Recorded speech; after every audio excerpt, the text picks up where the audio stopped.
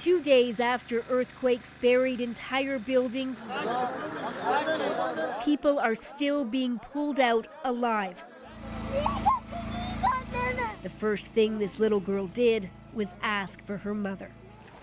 Even in a disaster where the scale of loss isn't yet clear, there are still these moments. The uncontrollable joy after a relative is carried out alive, or calling out for a loved one and hearing a familiar voice answer back. In Turkey's southernmost province of Hatay, crews pulled out this little girl from her home.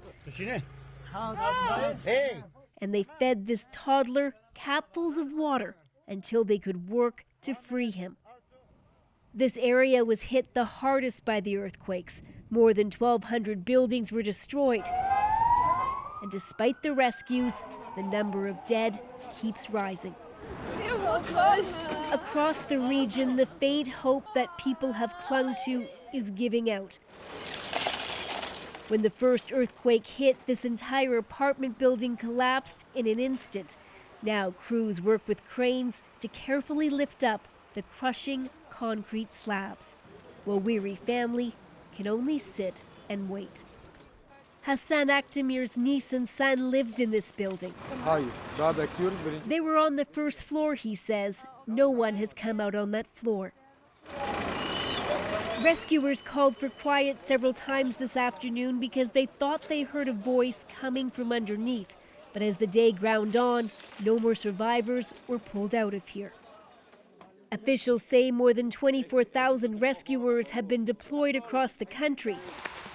But this family hasn't seen any at their home in Malatya, where 2 children are trapped inside. Where is the state, this woman says? Where have they been for 2 days?